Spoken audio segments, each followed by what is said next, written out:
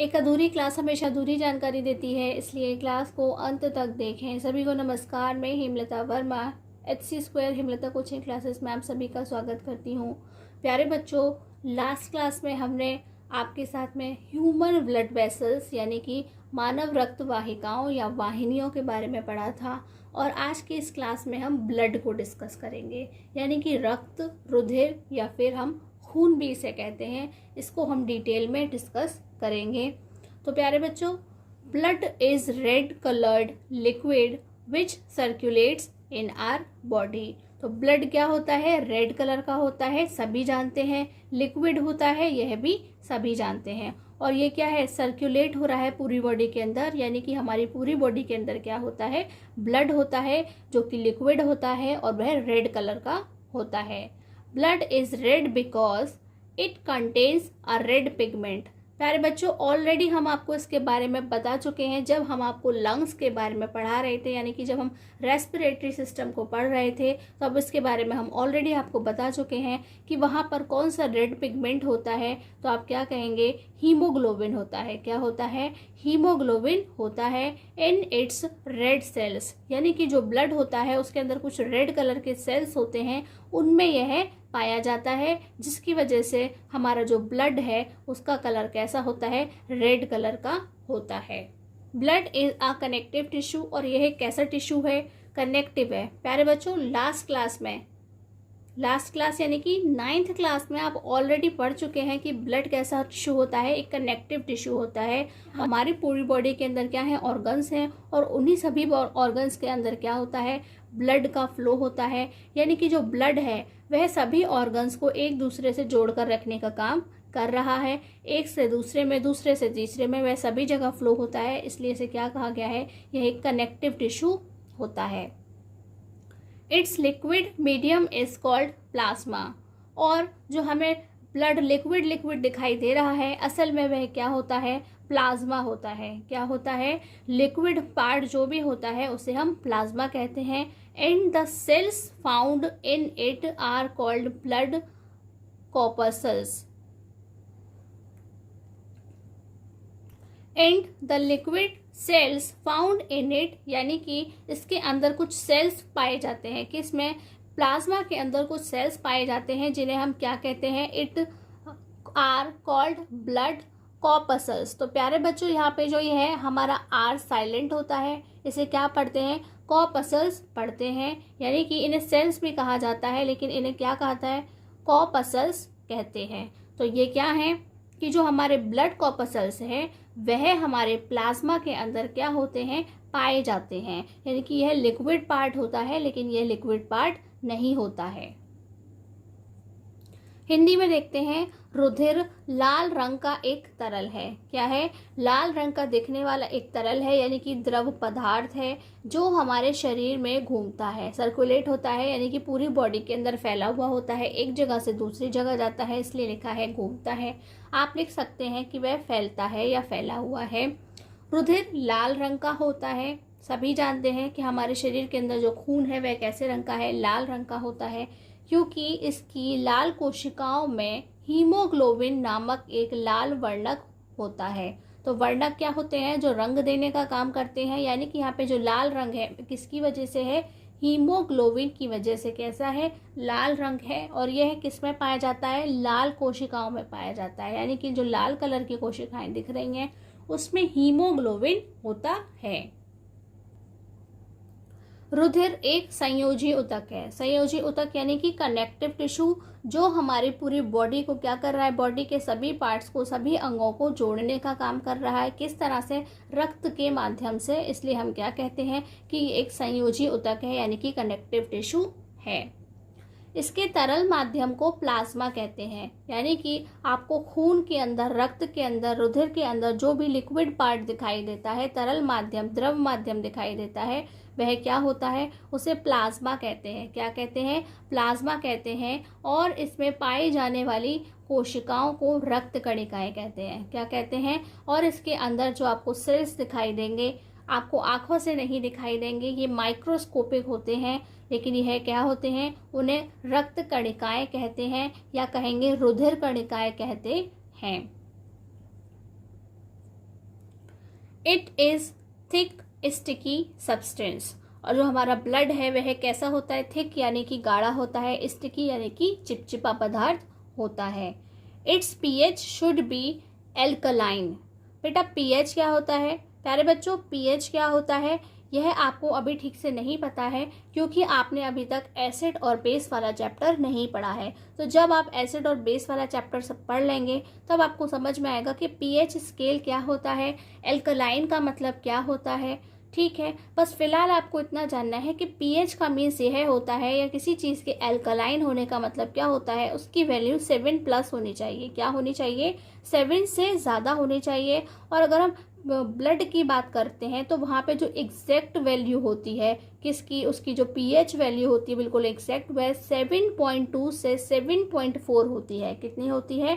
7.2 से 7.4 होती है। तो ये आपको याद रखना है दोनों ही बातें, कि उसका पीएच कैसा है, एल्कलाइन है यानी कि 7+ है, लेकिन कितना है एग्जैक्टली, तो आप कहेंगे 7.2 से 7.4 होता है।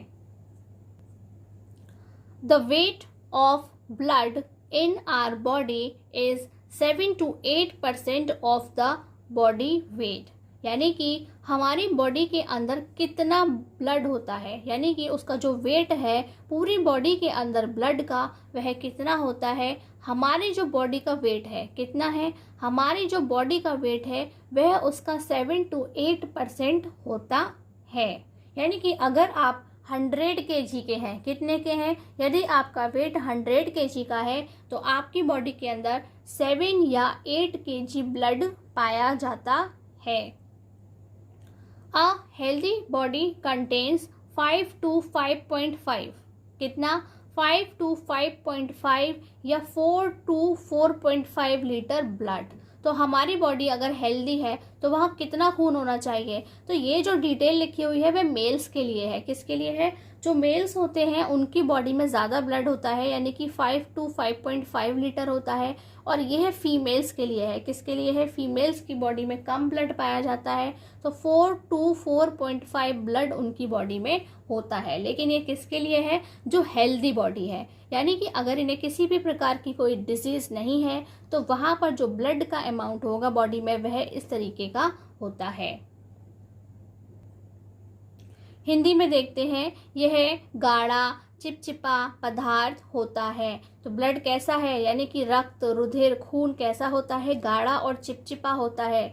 इसका पीएच क्षारीय, एल्कलाइन मीन्स हिंदी में क्या होता है? क्षारीय होता है। और अभी आपको सिर्फ इसे इतना ही समझना है, क्योंकि अभी आपने अम्ल और क्षार नहीं पढ़ा है, इसलिए आप क्षारीय नहीं समझ पाएंगे। तो फिलहाल सिर्फ इतना समझिए कि क्षारीय का मतलब ये है कि वह जो है उसकी वैल्यू 7+ होनी चाहिए। और एग्जैक्ट वैल्यू की बात करते हैं तो वह 7.2 से 7.4 यानी कि 7.2 से 7.4 होनी चाहिए।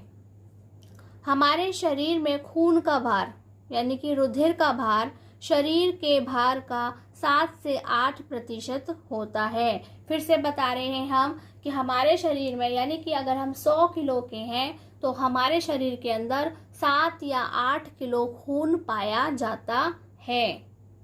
एक स्वस्थ शरीर में 5 से 5.5 लीटर या फिर 4 से 4.5 लीटर रुधिर होता है, यानी कि पुरुषों में उसका अमाउंट ज़्यादा होता है और महिलाओं में उसका अमाउंट कुछ कम होता है। लेकिन यह किसके लिए है? एक स्वस्थ शरीर के लिए, जो बिल्कुल ठीक ठाक होगा, उसे कोई प्रकार की बीमारी नहीं होगी। यह डिटेल सिर्फ उन्हीं के लिए है। तो प्यारे बच्चों, हमने ब्लड से रिलेटेड कुछ बेसिक इन्फॉर्मेशन और इम्पॉर्टेंट इन्फॉर्मेशन जो थी वह हमने आपके साथ में डिस्कस कर ली है। उसे आप अच्छे से तैयार करें। अब हम जो ब्लड का फॉर्मेशन है उसे अच्छे से समझते हैं। ये जो ब्लड है यानी कि रुधिर है, रक्त है या खून है, वह वहाँ पर आपको क्या दो चीज़ दिख रही हैं? एक प्लाज्मा दिखाई दे रहा है और दूसरा ब्लड कॉर्पस्कल्स दिखाई दे रहे हैं, यानी कि रुधिर कणिकाएं और प्लाज्मा आपको दिखाई दे रहा है। तो प्यारे बच्चों, हम आपको एक चीज़ बता देते हैं कि ये जो प्लाज्मा है वह लिक्विड पार्ट है। कैसा है? लिक्विड पार्ट है। और वह कितना होता है? 55% होता है। क्या होता है? पूरे ब्लड का वह 55% होता है। ठीक है, पूरे ब्लड का वह 55% होता है। इट मीन्स कि जो हमारे ब्लड कॉर्पसेल्स हैं वह कितने होंगे, 45%। कितने होंगे, 45% अमाउंट उसका पाया जाता है। तो ये डिटेल आपको ध्यान रखनी है। अब हम क्या करेंगे कि पहले हम प्लाज्मा को डिस्कस करेंगे। किसको डिस्कस करेंगे, अब हम पहले प्लाज्मा को डिस्कस करेंगे और उसके बाद हम अपने ब्लड कॉर्पसेल्स यानी कि रुधिर कणिकाओं के बारे में पढ़ेंगे। Plasma, the liquid part of blood is called plasma, यानी कि ब्लड के अंदर जो भी कुछ आपको लिक्विड लिक्विड दिखाई देता है वह क्या होता है, असल में वह प्लाज्मा होता है। It is pale yellow in colour, तो यह कैसा होता है, पेल येलो यानी कि लाइट येलो कलर का होता है। और प्यारे बच्चों, कुछ जगह आपको पेल येलो नहीं फेंट येलो दिखाई देगा। क्या लिखा होगा, फेंट येलो होगा। दोनों का मीनिंग सेम है, FAINT, फेंट। फेंट येलो आपको लिखा हुआ मिलेगा। और इतना ही नहीं, कुछ जगह पर यह कलरलेस लिखा होगा। क्या होगा, यानी कि इसका कोई भी कलर नहीं होता है। पर प्यारे बच्चों, ऐसा नहीं है कि इसका कोई भी कलर नहीं होता है। आप इसे खुद भी ऑब्जर्व करके देख सकते हैं। आप इसे कैसे ऑब्जर्व करेंगे, मान लीजिए कि आपके कहीं पर चोट लग जाती है या आपको कहीं पर कोई मच्छर खा जाता है। आपने क्या करा, उसे आपने खुजा लिया। क्या करा, आप उसे बार बार खुजाते रहे, उसमें से खून निकलता रहेगा। तो जब उसमें से ब्लड निकलता है, ठीक है, उसमें से खून निकलता है, तो आप क्या करें, उस ब्लड को उसी समय पोंछ दें। क्या करें, आप उस ब्लड को उसी समय पोंछ दें और वह सडनली फिर से निकलना स्टार्ट हो जाएगा। आप उसे फिर से पोंछ दें, फिर से निकलेगा, फिर से पोंछ दें और बार बार आप उसके निकलते ही उसे पोंछ दें। लेकिन लास्ट में क्या होगा कि एक सिचुएशन ऐसी आएगी कि वहाँ पर ब्लड रेड कलर का आपको नहीं दिखाई देगा, वहाँ पर आपको कुछ लाइट येलो कलर का सा, या कहते हैं कि गाय का जो भूसा होता है, ऐसे कलर का आपको एक पार्ट दिखाई देगा, जो क्या होगा, आकर के स्किन पे जम जाएगा। क्या होगा कि वह स्किन पर आकर जम जाएगा, जिसे आप खुरंट कहते हैं। क्या कहते हैं, खून का जहाँ पर जम जाता है उसे हम खुरंट कहते हैं। तो वह वहाँ पे जम जाएगा, वह रेड कलर का नहीं होगा, वह कुछ लाइट येलो कलर का, भूसे जैसे कलर का आपको दिखाई देगा। उसे ही प्लाज्मा कहते हैं। क्या कहते हैं, उसे ही प्लाज्मा कहते हैं। तो जब कभी आपके कोई छोटी मोटी चोट लग जाती है जिससे खून निकल आता है, तब आप इसे टेस्ट करके देख सकते हैं। लेकिन इसे टेस्ट करने के लिए अपने आप को हार्म पहुंचाने की कोई ज़रूरत नहीं है। तब आप खुद डिसाइड कर सकते हैं कि आप इसे कैसा कलरलेस समझना चाहते हैं। लेकिन हाँ, कुछ बुक में कलरलेस ही लिखा हुआ है। तो आपको अपने एग्जाम टाइम पर सब चीज़ों को ध्यान में रखना है कि वहाँ पे फेंट येलो भी मिल सकता है, कलरलेस भी मिल सकता है, और वह आपको पेल येलो यानी कि लाइट येलो कलर का भी लिखा हो सकता है। तो आप अपने माइंड में इन सभी चीज़ों को अच्छे से याद रखें। आगे है, it contains 90% water and 10% dissolve substances. यहाँ पे क्या है, ये जो हमारा प्लाज्मा है उसमें 90% तो सिर्फ क्या है, वाटर होता है। क्या होता है, वाटर प्रेजेंट होता है। And 10% dissolved substances such as, वहाँ पर घुले हुए पदार्थ होते हैं। कौन से हैं, जिसे डिज़ोल्व हो चुके हैं, प्रोटीन्स होते हैं। वहाँ पर कुछ प्रोटीन्स होते हैं। डाइजेस्टेड फूड, यानी कि आपको पता है कि हमारी बॉडी के अंदर जो डाइजेस्टेड फूड है, जिसे हम न्यूट्रिएंट कहते हैं, वह कहाँ होता है, ब्लड में होता है। और जो भी चीज़ कहाँ है, ब्लड के लिक्विड पार्ट प्लाज्मा के अंदर है। कहाँ पर है, ब्लड के लिक्विड पार्ट प्लाज्मा के अंदर वह होती है। तो वहाँ पर फूड भी है, सॉल्ट भी है, वही सॉल्ट जो हम खाते हैं उस सॉल्ट की बात हो रही है। वेस्ट प्रोडक्ट्स, वेस्ट प्रोडक्ट्स क्या है, यानी कि जिन्हें हमें अपनी बॉडी से बाहर करना है, यूरिनेट करके निकालना है, फ्रेश होकर के निकालना है, या फिर जैसे हम CO2 गैस बाहर निकाल रहे हैं, उसकी भी हमारे शरीर के अंदर कोई ज़रूरत नहीं है। तो वह क्या है, वेस्ट प्रोडक्ट्स हैं, वो भी इसी के अंदर होते हैं। एंड प्यारे बच्चों, आज तक आपने इसे हार्मोन्स पढ़ा होगा, लेकिन यहाँ पे क्या है, आर साइलेंट होता है, इसे हार्मोन्स पढ़ा जाता है। क्या पढ़ा जाता है, हार्मोन्स पढ़ा जाता है। तो इसका प्रोनाउंसिएशन आप ध्यान दें, प्रोनाउंसिएशन इसका याद रखें। It carries all these dissolved substances and oxygen from one part two another part in the body. तो प्यारे बच्चों, ये क्या करती है? कैरी करती है, यानी कि ले जाने का काम करती है। जितने भी लिक्विड पार्ट में, यानी कि जितने भी इसके लिक्विड में डिसॉल्व चीज़ें पड़ी हैं, क्या क्या पड़ा हुआ है? प्रोटीन है, फूड है, सॉल्ट है, वेस्ट मटेरियल्स हैं, हार्मोन्स हैं, वह उनको क्या करती है? और इसके साथ साथ ऑक्सीजन, इसके साथ साथ ऑक्सीजन को वह क्या करती है? एक जगह से दूसरी जगह ले जाने का काम, बॉडी के एक पार्ट से दूसरे पार्ट तक ले जाने का काम वह करती है। यानी कि जिसे इसे जहाँ छोड़ करके आना होता है, यह उसे वहाँ छोड़ करके आती है। Blood corpuscles, RBC, WBC and platelets are immersed in this liquid plasma। यानी कि प्यारे बच्चों, जो हमारे ब्लड कॉर्पस्कल्स हैं वह कौन कौन से होते हैं? RBC होते हैं, WBC होते हैं और प्लेटलेट्स होते हैं। तो प्लेटलेट्स का नाम तो आपने पहले भी अच्छे से सुना होगा, ठीक है। तो इसे भी हम पूरे को RBC, WBC और प्लेटलेट्स सभी को डिटेल में पढ़ा जाएगा, तभी आपको पता चलेगा कि एक्चुअली में ब्लड होता क्या है और ब्लड के अंदर जितने भी चीज़ें होती हैं जिनसे मिलकर के वह बना है, वह क्या क्या काम करते हैं, उनकी क्या क्या प्रॉपर्टीज़ होती हैं। तो प्यारे बच्चों, पहले आप इसे ठीक से पढ़ें।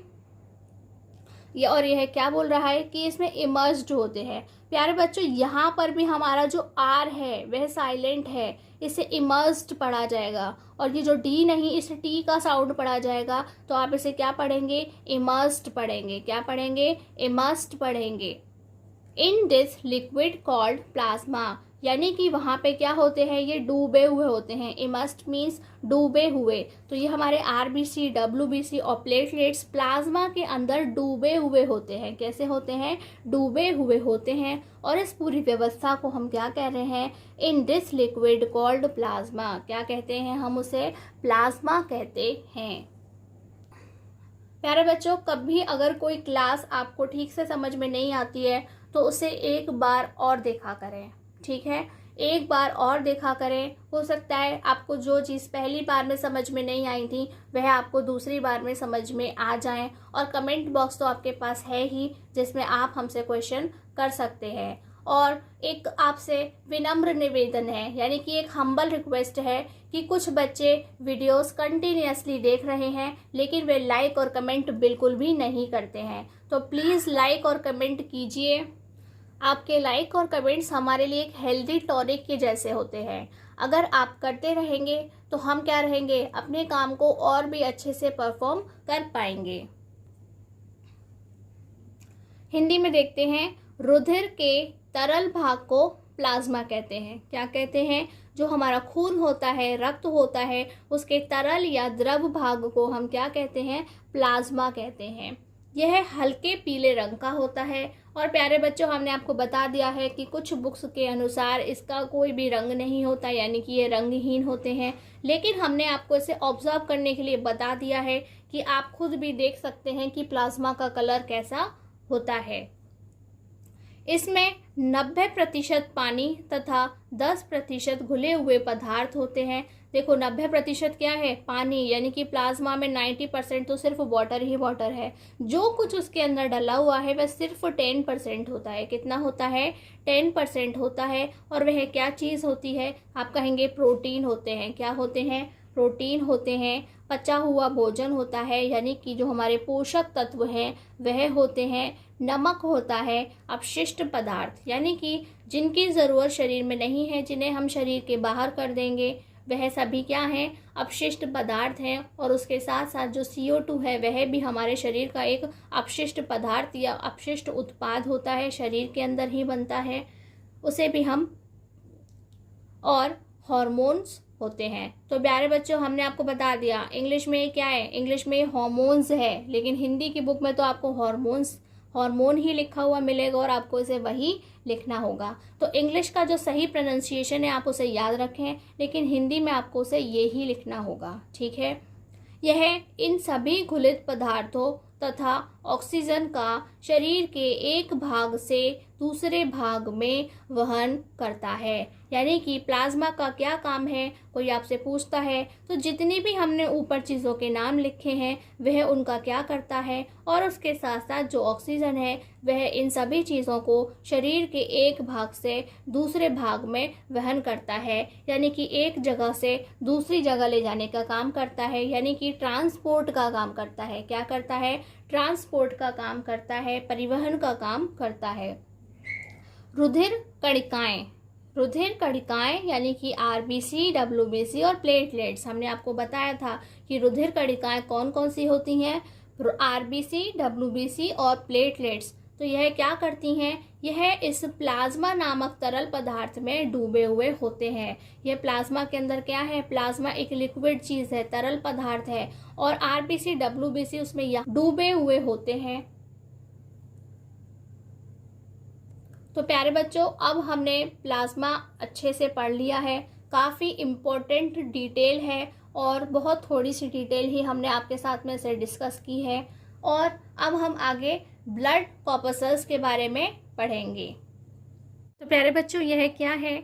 यह आपके सामने एक टेबल की फॉर्म में लिखा हुआ है, और यह क्या है? ब्लड कॉर्पस्कल्स हैं। क्या है? ये ब्लड कॉर्पस्कल्स हैं, यानी कि रुधिर कणिकाएं हैं, यानी कि इनका दूसरा नाम क्या है? रुधिराणु है। क्या है? रुधिराणु होता है। और यह 3 पार्ट्स में आपको डिवाइड दिखाई दे रहा है। तो यह क्या है? आरबीसीज, डब्ल्यूबीसीज और ब्लड प्लेटलेट्स। क्या है? आरबीसीज, डब्ल्यूबीसीज और ब्लड प्लेटलेट्स हैं। हिंदी में इन्हें क्या कहते हैं? लाल रुधिराणु, श्वेत रुधिराणु या फिर रुधिर बिंबाणु।